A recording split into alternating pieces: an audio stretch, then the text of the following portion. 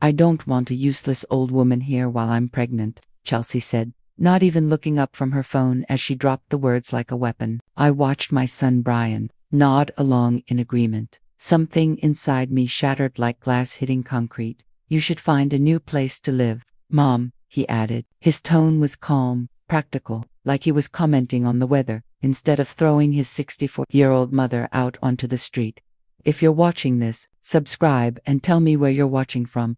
Here's the backstory. 6 months earlier, I had sold my beautiful 3-bedroom home to help Brian and Chelsea with their down payment. It's temporary, Mom, Brian had promised, just until we get on our feet. Apparently, their version of getting on their feet meant kicking me to the curb the moment I became inconvenient for half a year. I'd been living in their converted garage. I paid rent. I cooked their meals. I did their laundry while they saved money. I even helped Brian with the electrical work and flooring when we converted the praise skills I'd learned over 30 years helping my late husband with home projects. Chelsea's pregnancy hadn't been easy, and I was happy to help. Foolishly, I thought I was being useful. Turns out, I was just being used. Where exactly am I supposed to go? I asked, proud of myself for keeping my voice steady. Chelsea finally looked up, her expression cold. That's not really our problem, Dorothy. We need the space for the baby's nursery. Brian shifted uncomfortably. There are senior communities, Mom, nice places. You'll meet people your own age, right? Because apparently, 64 was ancient and I needed to be put out to pasture. I had raised this boy alone after his father walked out. I worked 2 jobs, lost sleep, and sacrificed everything to give him opportunities. And this was my reward, being discarded like an old appliance that had outlived its usefulness. But here's what happens when you spend your whole life being underestimated. You learn to keep your cards close to your chest. And oh, did I have cards they knew nothing about? Fine, I said calmly. I'll be out by the weekend. Chelsea smirked, convinced she'd won. Brian looked relieved. Neither of them noticed the small, satisfied smile at the corners of my mouth as I walked back to the garage. 3 days later, I signed a lease on a cozy apartment downtown. Nothing fancy, but it was mine. As I packed my few belongings, I couldn't help chuckling at the shock on their faces when the moving truck pulled up. You found a place that fast? Brian asked, genuine surprise in his voice. Amazing what you can accomplish when you're motivated, I replied sweetly. What they didn't know was that I'd been planning my exit from the moment Chelsea started, treating me like hired help. That apartment wasn't just a backup plan, it was an upgrade. And the financial arrangements I'd been quietly putting in place behind the scenes, those were about to become their problem very soon. Moving day arrived with bright spring sunshine, the kind that makes everything feel possible. As I supervised the movers loading my modest belongings, I caught Chelsea watching from the kitchen window, her face twisted with something that looked an awful lot like regret. Too little, too late, sweetheart. Brian came up beside me as I climbed into my car. Mom, maybe we were hasty. If you want to stay. No, thank you, dear, I interrupted, my voice sugary sweet. You made your position very clear. I wouldn't want to be a burden. I could see the guilt eating at him. Good, let him sit with it for a while. My new apartment was everything their garage wasn't: bright, clean, and mine. No tiptoeing around Chelsea's moods. No pretending I didn't hear her complaining about me to her friends on the phone. No more being treated like a live-in maid who just happened to share DNA with her husband. I was unpacking my books when my phone rang. Dorothy Mitchell. Yes, this is Sarah Chen from Hudson Properties. I'm calling to confirm that your references checked out perfectly. Mr. Hudson is very pleased to have you as our new property manager. I smiled as I settled into my favorite armchair. Wonderful. When does he want to start inspections? Tomorrow, if you're available. He's especially interested in the property on Maple Street, 1247 Maple Street. My heart did a little dance. 1247 Maple Street. Brian and Chelsea's address. Oh yes, I said, my voice steady as steel. I'm very familiar with that property. After I hung up, I poured myself a glass of wine and raised it to my reflection in the window. Here's to new beginnings, I toasted. You see, what my ungrateful family didn't know was that I'd been in contact with Will Hudson for weeks. Will was a property developer with very specific ideas about improving neighborhoods. He'd been quietly buying up houses in Brian's area, renovating them, and either flipping them or turning them into high-end rentals. When I learned he was already evaluating properties in Brian's neighborhood, I mentioned my situation during our first conversation. Will's interest in that specific address was immediate. "That's a prime location," he'd said. "Perfect for our next project." I'd been honest with him about my situation, well, mostly honest. After being kicked out, I started looking for work and reached out to Hudson Properties about consulting opportunities. I may have emphasized how cramped the garage conversion was, how much updating the property really needed, and how the current owners seemed overwhelmed by the responsibilities of homeownership. None of it was a lie, just carefully framed. Will offered me a job as a property inspector and acquisition consultant. The pay was decent, the hours were flexible, and best of all, it gave me the quiet satisfaction of helping identify properties that truly needed improvement. That night, I slept peacefully in my own bed. The next day, I would begin a brand new career. And by this time, the following week, Brian and Chelsea would understand exactly what happens when you discard someone who has been shielding you from consequences you never even saw coming. The next morning, I met Will Hudson at a coffee shop 3 blocks from Brian's house. He was exactly how I'd imagined him from our phone calls, mid-sharp suit, and a confident smile that said business was going very well. "Dorothy, it's a pleasure to finally meet you in person," he said, standing to shake my hand. "I've reviewed your paperwork. Your knowledge of this neighborhood is exactly what I need." We spent the next hour talking through his development plans. Will wasn't buying houses at random. He had a vision transforming the entire area into an upscale community. Property values would triple, which was great news for sellers, not so great for people who couldn't afford the new tax assessments. "Now, about 1247 Maple Street," he said, pulling out a tablet with photos and property records. "You mentioned the owners might be interested in selling." I took a sip of my coffee, choosing my words carefully. "They're young parents, first-time homeowners. From what I've observed, they're financially stretched." That wasn't a lie. Chelsea's shopping habits and Brian's beer budget kept them living paycheck to paycheck despite their decent incomes. "And the property itself could use significant updating," I added. "The garage has been converted into living space, but I doubt it was done with the proper permits." Also not a lie. I'd helped Brian's friend Dave with the conversion, and permits had definitely not been part of the process. Will nodded, making notes on his tablet. "Perfect. I'd like to make them an offer today. Cash. Quick closing. Sometimes young families need flexibility to relocate fast." 2 hours later, I found myself walking up the familiar driveway of 1247 Maple Street, clipboard in hand, right behind Will Hudson. Through the front window, I saw Chelsea's face freeze in surprise as she spotted us approaching. Brian answered the door. His work shirt was wrinkled, and he looked like he'd slept maybe 3 hours. "Can I help you?" Will stepped forward, extending his business card. "Mr. Mitchell, Will Hudson, Hudson Properties. This is Dorothy, my property assessment consultant." I watched Brian's brain struggle to process that. His eyes darted to me, confusion giving way to dawning recognition. "We'd like to discuss a business proposition," Will continued smoothly. "May we come in?" This was it. The moment everything I'd set in motion began to unfold. I kept my face professionally neutral, but inside I was counting down. 3, 2, 1. The look on Brian's face when it finally hit him might have been funny under different circumstances. "Mom," he whispered, his voice cracking like a teenager's. "Hello, Brian," I said pleasantly. "May we come in? Mr. Hudson has a very interesting proposal." Chelsea appeared behind him, her pregnant belly forcing a slight waddle as she moved closer. "What's going on?" Then she saw me, and the color drained from her face. "What is she doing here?" Will glanced between us, the sharp awareness of a man who hadn't built a multi-million-dollar business by missing important dynamics. "You know each other." "Dorothy is my mother-in-law," Chelsea said tightly.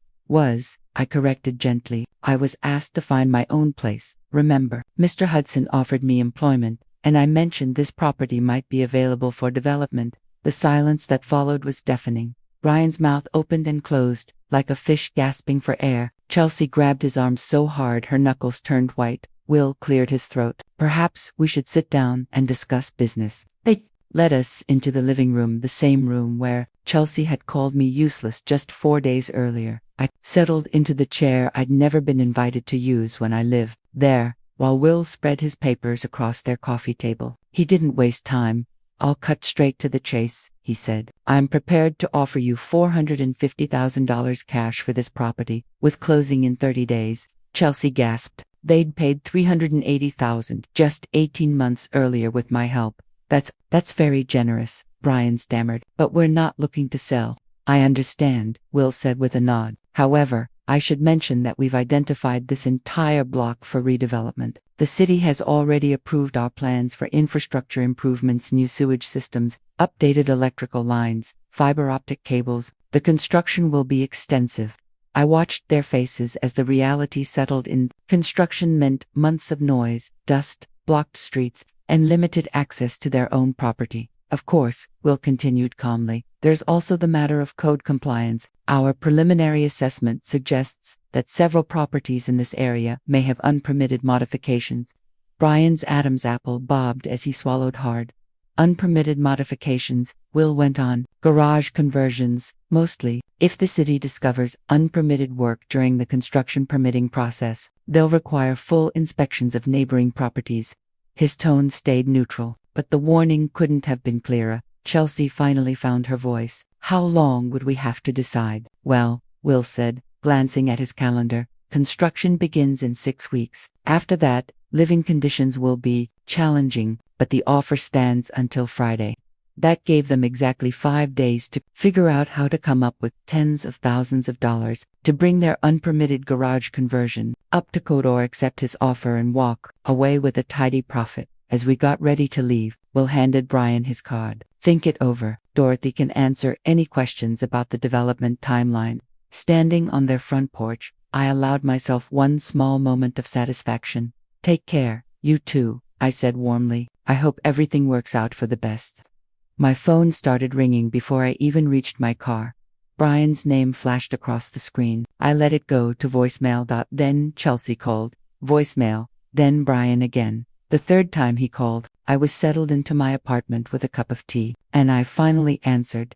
Mom, what the hell is going on? His voice was high and tight with panic language. Brian and I thought I made it clear I wasn't your concern anymore. This isn't a game. That man is talking about tearing up our entire neighborhood.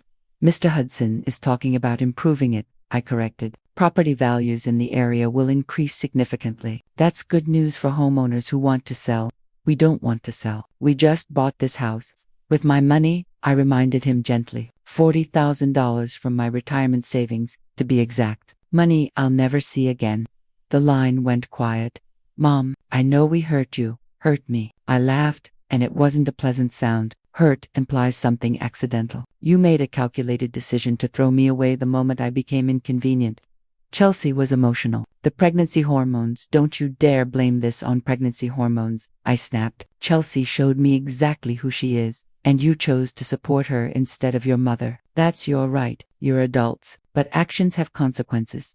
So what this is revenge. You're trying to force us out of our home. I sighed, suddenly exhausted. Brian, the city had already flagged this area for development. Will Hudson was already evaluating properties here. I simply confirmed that your house had the kind of issues he looks for in acquisition targets. You could have warned us, like you warned me before deciding I was useless. The words came out sharper than I intended, but I didn't take them back. There was a long silence. Then, what do you want from us? I don't want anything from you anymore, I said, and realized it was true. I had wanted respect. I had wanted to be treated like family, instead of hired help. But that time had passed. Mom, please, Chelsea is pregnant. We need stability. Chelsea should have thought about stability before she bit the hand that was feeding her. I hung up before he could answer. An hour later, someone was pounding on my door. When I looked through the peephole, I saw Chelsea mascara streaked down her cheeks, her face blotchy and swollen from crying. I opened the door but didn't invite her in. Please, she said immediately. I'm sorry. I was wrong. I was stressed about the baby, and I took it out on you. She shook her head, sobbing. But this is insane. You can't destroy our lives because I said something mean. I leaned against the doorframe and studied her. 6 months ago, this woman had systematically shut me out family dinners, holidays, even basic conversations in my own son's home. She had made it clear I was unwanted, unwelcome, and unnecessary. Something mean, I repeated softly. Is that what you call it? I was wrong, she wailed. I admit it. But, we're family. No, I said quietly. Family doesn't throw each other away. You made sure I understood I wasn't family. I was just the woman who helped you buy your house. We'll pay you back. With what money? I asked calmly. You're living paycheck to paycheck, and you're about to have a baby. Even if you wanted to pay me back, you couldn't. Chelsea's face completely collapsed. What do you want? How do we fix this? That was the question I'd been waiting for, the one that would decide whether this story had even the smallest chance of a happy ending. You want to know how to fix this? I asked, looking at Chelsea as she cried on my doorstep like a broken sprinkler system. It can't be fixed. You can't unring a bell, sweetheart.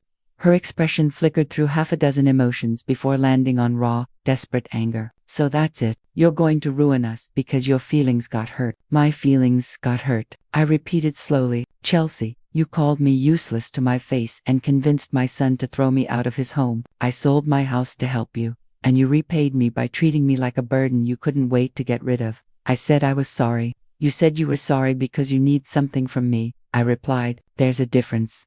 I watched her absorb that, one hand moving instinctively to protect her belly. For a brief moment I almost felt sorry for her. Almost. Look, I continued, Will Hudson's offer is fair. More than fair. You'll make money on the sale, and you can buy something better, in a different neighborhood. We don't want a different neighborhood. We want our house. Then you should have thought about that before you decided to alienate the one person who was protecting you from exactly this situation. Chelsea's eyes narrowed. What do you mean, protecting us? I smiled and it wasn't kind. Honey, do you really think it was an accident that Will Hudson contacted you the week after I moved out? Do you think it's a coincidence that he suddenly became interested in your specific street? The color drained from her face as understanding crept in. You see, I said gently, Will and I have been talking for weeks. Lovely man, very interested in neighborhood development opportunities, and I've been very helpful in pointing out properties that might benefit from his attention. You planned this, she whispered. I planned to protect my family. I corrected, right up until the moment my family made it clear they didn't want my protection. Chelsea's phone buzzed. She glanced at the screen, and her face went even paler. Brian's coming over. Good, I said. It's time we all had an honest conversation. 10 minutes later, Brian burst through my door like his hair was on fire. Mom, we need to talk. Chelsea said you admitted you set this whole thing up. I admitted no such thing, I said calmly. I explained that I've been consulting with Mr. Hudson about neighborhood development opportunities. Your property happened to be of interest to him.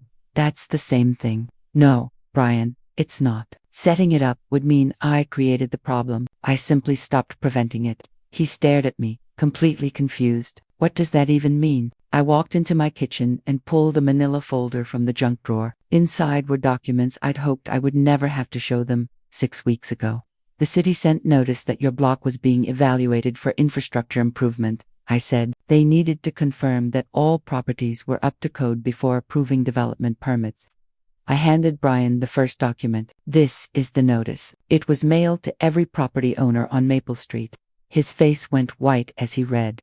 You never got it because it was sent to the previous owners, who forwarded it to their real estate agent. That agent contacted me because I was listed as the down payment contributor on your mortgage application. Chelsea snatched the paper from his hands. You've had this for 3 months and never told us. I've been handling it for 6 weeks, I corrected. Do you remember when I asked you about the garage conversion permits back in February, when I offered to help you get the paperwork sorted out? Brian's mouth fell open.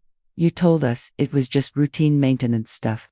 Because I didn't want you worrying during Chelsea's difficult pregnancy, I said quietly. I was working with a contractor friend to bring everything up to code quietly. Would have cost about $8,000 and taken 2 weeks. The silence in my small apartment was crushing. Chelsea found her voice first. But you never did the work.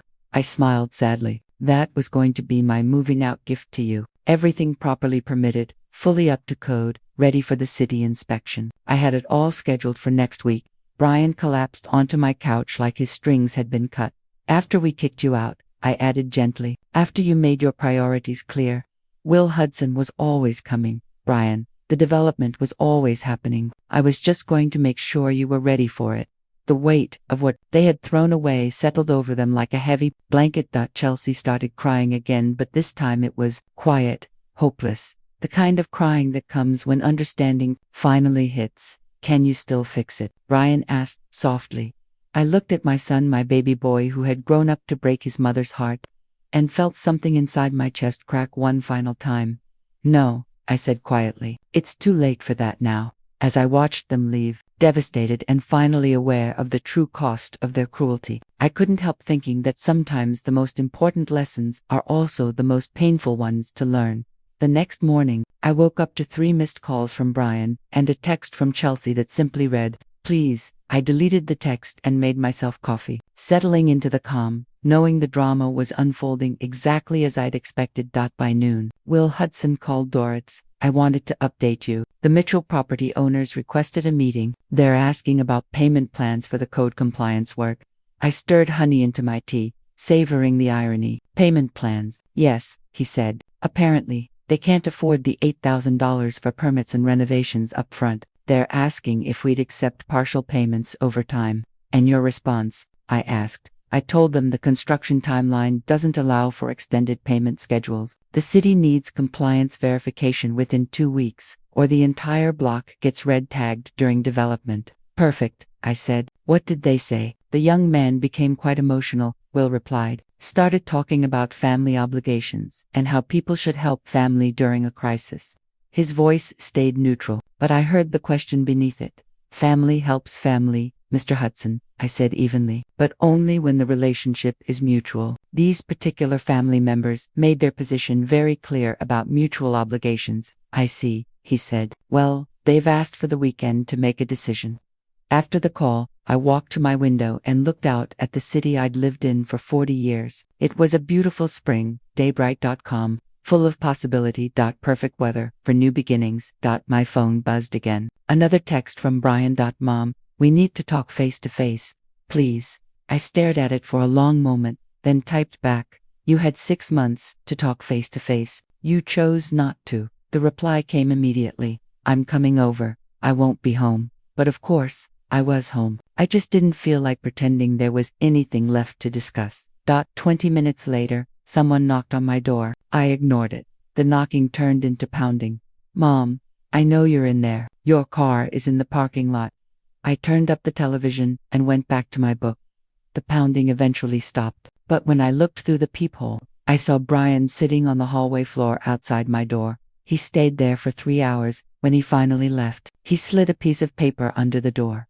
I waited 10 minutes before picking it up. "Mom, I know I can't undo what we did. I know sorry isn't enough. But Chelsea is scared about the baby, and we don't have anywhere else to turn. You're the strongest person I know. You always fix things. Please fix this." The strongest person he knew. Funny how strength looks different when you actually need it versus when it's just convenient to rely on. I folded the note and placed it in a drawer with the other things I decided to keep, but never look at again. Friday arrived with unseasonable rain, the kind of steady downpour that makes everything look gray and defeated. I was reorganizing my bookshelf when my phone rang. Unknown number. "Dorothy Mitchell speaking." "Ms. Mitchell, this is Patricia Hayes, Brian Mitchell's mortgage officer at First National. I'm calling because your son listed you as an emergency contact, and we have a situation." I sat down slowly. "What kind of situation?" "Mr. Mitchell called this morning requesting a home equity line of credit to cover unexpected expenses. However, our property assessment flagged some issues that must be resolved before we can approve additional lending." "What kind of issues?" I asked, already knowing the answer. "Unpermitted modifications to the structure," she said. "Our appraiser noted that the garage has been converted into living space without proper documentation. For us to proceed, the property would need to be brought into code compliance." I almost smiled. The mortgage company had discovered the garage issue on their own. Perfect timing. "I see," I said. "And why are you calling me?" "Your son seemed to think you might be able to help with the compliance costs," she replied. "He mentioned you have experience with home renovation projects." "I do have experience," I said carefully. "What exactly did Brian tell you?" "He said his mother was in construction management and had offered to oversee the permit process. He sounded quite confident you'd handle the situation." Construction management? I'd been a secretary at an insurance company for 30 years, but apparently Brian was willing to say anything to get what he needed. "Ms. Hayes," I said evenly, "I believe there's been a misunderstanding. I'm not currently in a position to assist with this project." There was a long pause. "Mr. Mitchell was very insistent that you'd already committed to helping." Mr. Mitchell was mistaken. After I hung up, I sat alone in my quiet apartment, trying to process what had just happened. Brian had told his mortgage company I was going to pay for the repairs, not asked. Mio assumed it. Even now, even after everything, he still believed I existed to fix his problems. My phone rang again. Brian. Mom, Patricia Hayes said you refused to help with the permits. I didn't refuse anything, I said calmly. I corrected her misunderstanding about my involvement. But you told me you had everything arranged, the $8,000, the contractor, everything. I had it arranged when I lived in your house and believed I was part of your family, I said quietly. That arrangement ended the day you threw me out. This is insane, he snapped. You're destroying us over hurt feelings. Something inside me broke. Hurt feelings, I said slowly. Brian, do you have any idea what you put me through? I sold my house, my home, to help you buy yours. I lived in a garage and paid you rent. I cooked your meals, cleaned your house, and tiptoed around your wife while she treated me like dirt. Mom, I'm not finished. When I needed support after losing my home, you made me feel like a burden. When I needed family, you chose your wife's comfort over your mother's dignity. And now that you need something, suddenly I'm family again. The line was silent so long I thought he'd hung up. What do you want from us? He asked finally, his voice small. I want you to solve your own problems for once in your life. Saturday morning brought unexpected visitors. Through the peephole, I saw Chelsea's parents, Frank and Linda Morrison. I hadn't seen them since the wedding 2 years earlier. I opened the door, genuinely surprised. Frank, Linda, what brings you by? Linda looked uncomfortable, but Frank didn't hesitate. Dorothy, we need to talk about what's going on with Brian and Chelsea. I invited them in, made coffee, and listened as they explained that Chelsea had called them in tears, begging for money to fix permit issues with the house.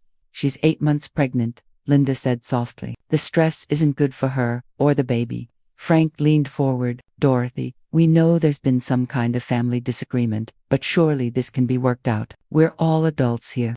What exactly did Chelsea tell you happened? I asked. They exchanged glances. She said you moved out after an argument about privacy. Linda said that you were upset about not being included in baby planning.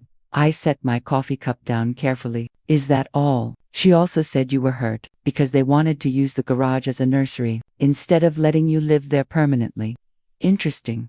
Chelsea's version painted me as an oversensitive old woman who couldn't respect reasonable boundaries. Frank, Linda, I said calmly, let me tell you what actually happened. I went to my kitchen drawer and pulled out the folder with the city notices. 3 months ago, I received these. I walked them through everything, the timeline, the code violations, the work I had arranged, the money I was prepared to spend, and the exact words Chelsea used when she kicked me out.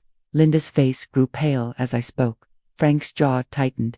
She called you useless, Linda whispered, among other things. Frank stood abruptly. That little, we did not raise her that way. I'm sure you didn't, I said gently. But people change when they get comfortable taking advantage of kindness.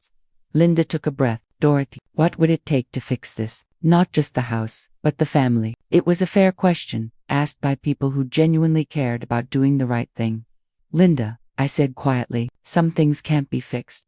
Chelsea showed me exactly who she is the moment she believed it was safe to do so. Brian chose to stand with her, instead of defending his mother. Those weren't momentary lapses in judgment, they were revelations of character.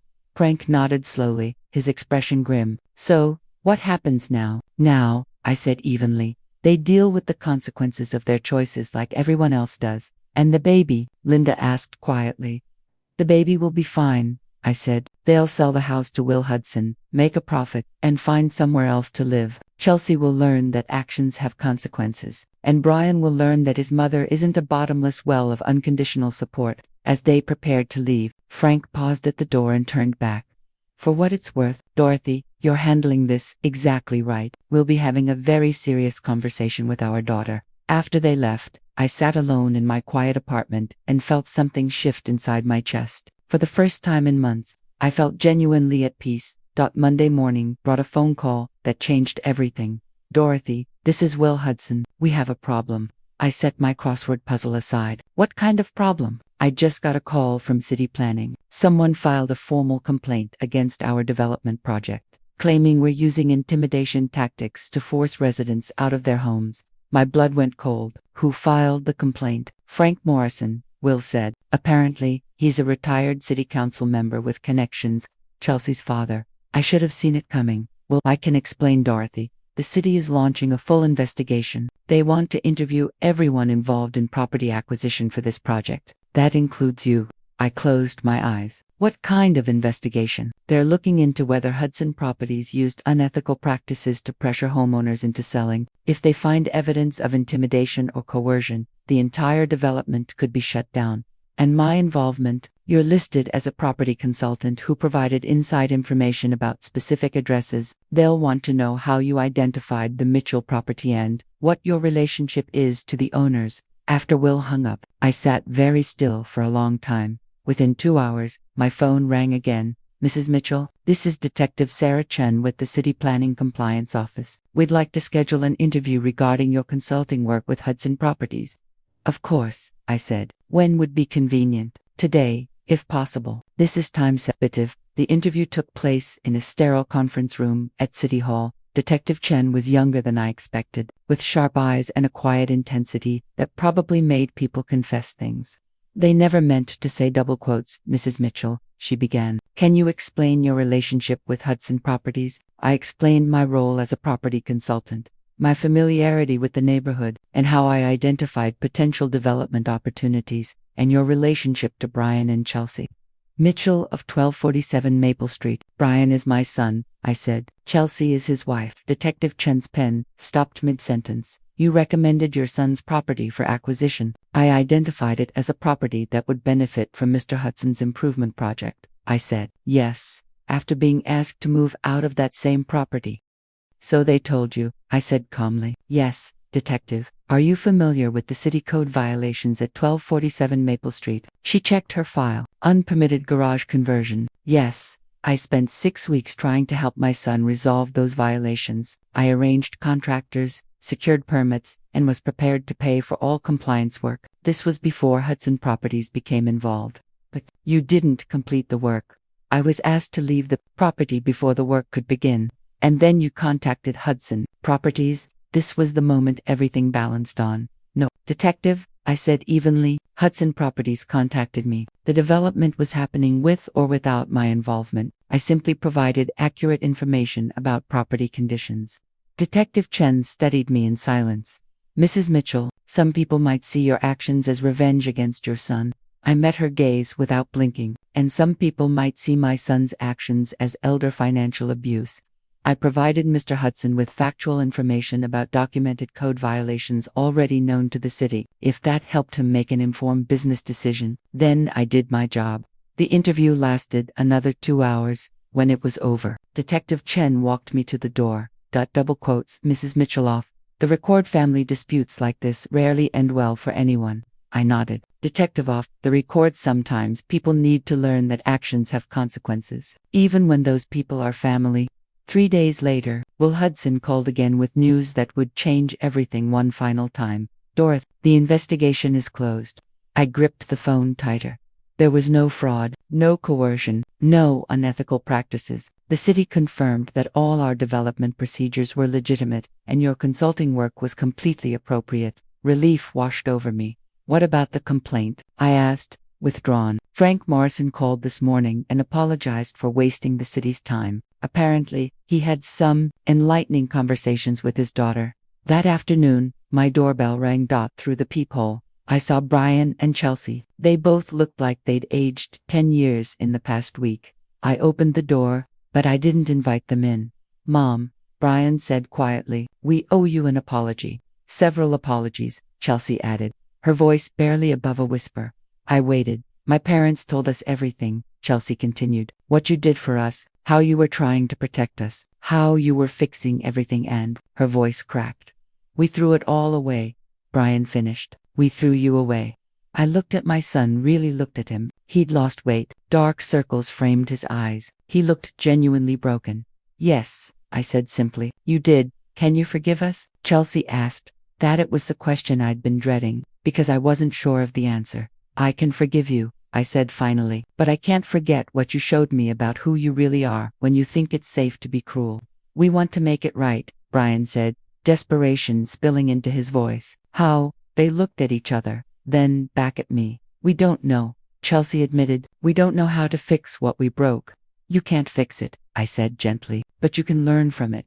Does that mean, is there any chance we can be a family again? I thought carefully before answering. These two had shown me their worst selves, but they were also showing real remorse. Maybe, I said at last. But it would be a different kind of family, one built on mutual respect instead of convenience, one where my value isn't measured by my usefulness. Hope flickered in Brian's eyes. We can do that. Can you? I asked. Because Chelsea, the next time you're stressed, are you going to take it out on me? And Brian, the next time you have to choose between your wife's comfort and your mother's dignity, who will you choose? They both started to answer, then stopped. They understood these weren't rhetorical questions. Think about it, I said. Really think about it. And when you have honest answers, call me. 2 weeks later, they sold the house to Will Hudson for $450,000. After paying off the mortgage and closing costs, they walked away with $60,000 in profit. They bought a smaller home in a different neighborhood, one they could actually afford without anyone's help. Chelsea had the baby, a healthy little girl they named Dorothy. It took 6 months before we had dinner together again, not as punishment, but because it took that long to figure out how to be family members instead of user and used. Today, a year later, we have a relationship that's smaller but stronger. Chelsea treats me with respect because she learned what happens when she doesn't. Brian makes his own decisions because he learned his mother won't always be there to fix them. And me, I learned that sometimes the most loving thing you can do is let people face the consequences of their choices. I'm 65 years old, living in my own apartment, working a job I enjoy, and finally understanding that family isn't about what you're willing to endure, it's about what you're willing to require. The baby's first word was, Gamma. She said it while reaching for me across her high chair, and I cried happy tears because I knew she would grow up in a family that had learned how to truly value one another. Sometimes, the best revenge is simply refusing to be anyone's victim ever again. Thanks for listening. Don't forget to subscribe, and feel free to share your story in the comments. Your voice matters.